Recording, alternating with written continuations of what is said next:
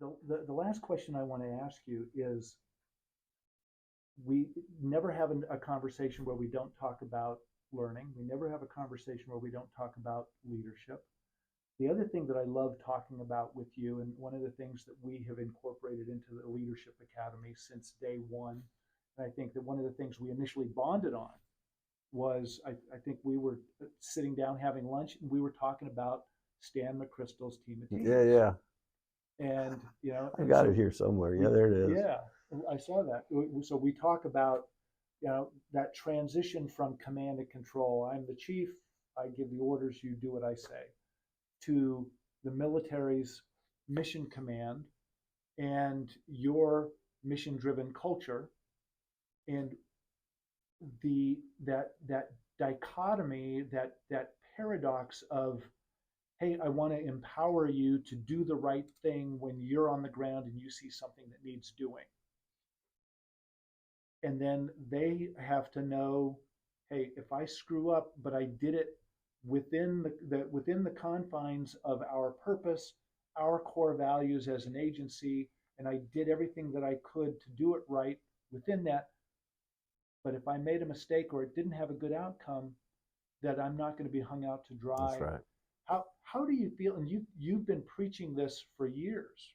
I first saw you when you did the FEMA All right. video, and which we actually use in the academy. Oh, I didn't know that. Um, how do you feel that the fire service is doing at adopting that mission driven culture philosophy? I bet if you asked that of fire chiefs and others, you'd get a mixed answer because what I've learned over time is there are a number of us that do think that way, and just nobody needed to teach them or tell them that. They just operate that way all the time.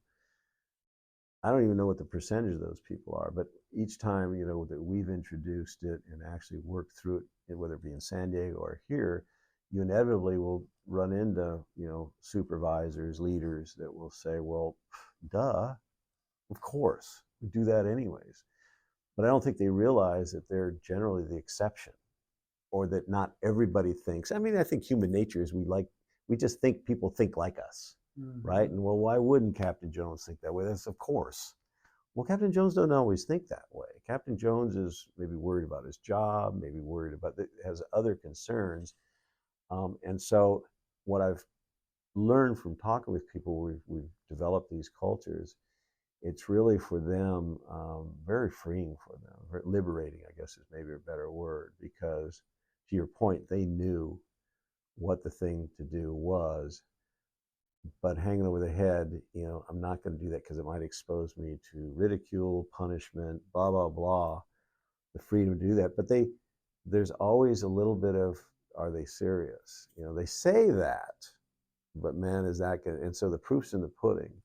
And, we probably like the military want to believe, but the one time you take something like that away, it spreads. Right. It's like they told us that, but I knew it was BS.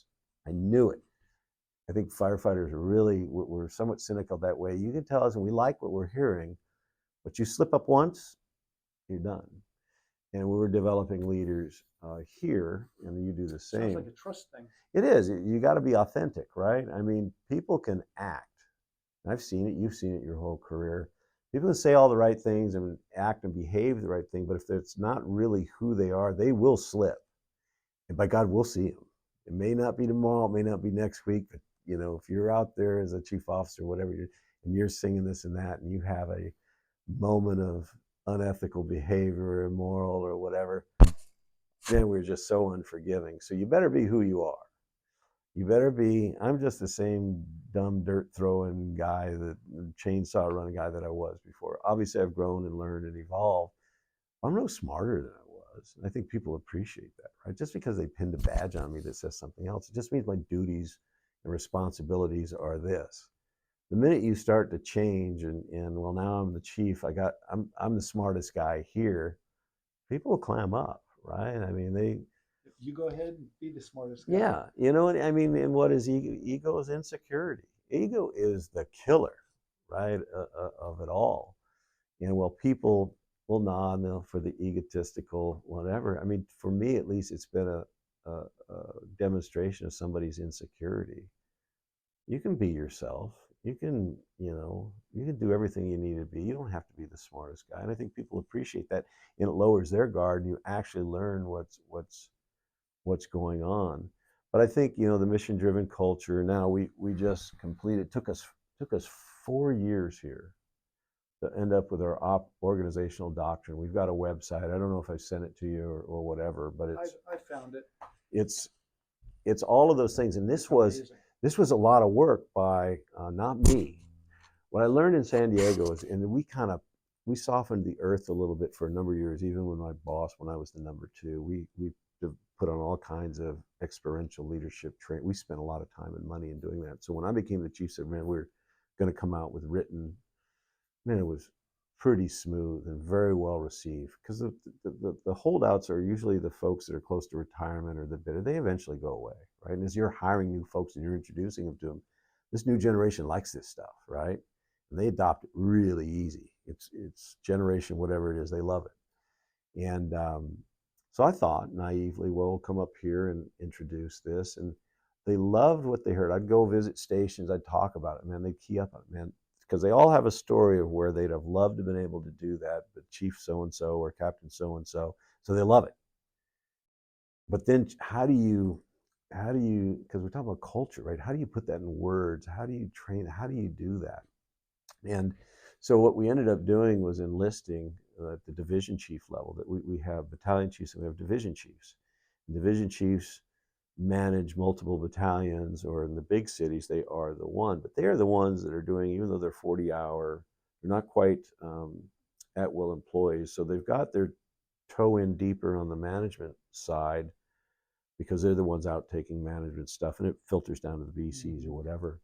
But they're really the ones that really kind of provide the day-to-day management of the organization. And so we needed their buy-in. And so we hired, a company, Mission Center Solutions, who's also got a very Army special ops. Yep. Those guys. Well, and I know that, like, isn't Preston Klein? Yep. And Yep. Rick and Preston are Yep. very good friends. All, and so we exposed these guys to it and let them said, man, it can't be the fire chief's thing. It was in San Diego because I kind of grew up with it. But they're not going to buy off on it if it's my thing. These people at this level, they're going to have to live it. They have to develop this. And so MCS, facilitated the conversations. And they were really hard discussions. And in the end, it had to be that you're going to hold me accountable, pure accountability. Man, we're all buying off on this, right? This is what we're going. And there was editing and spirited conversation. I mean, this took a lot of blood, sweat, and tears among them before they were ready to say, Chief, this is what we believe in. This is how we're going to hold ourselves accountable. How do we put this out to the members so that they embrace it? And, how do we fold it into what we do? It's now in test questions. One of the study items as you prepare for exams is the doctrine. So some people will pick up and go, man, I love this. Man, I can't get enough of this. And I love that it's right there on the website. Yeah, we've got to share it with the world. Yeah, anybody that wants it. It's nothing new.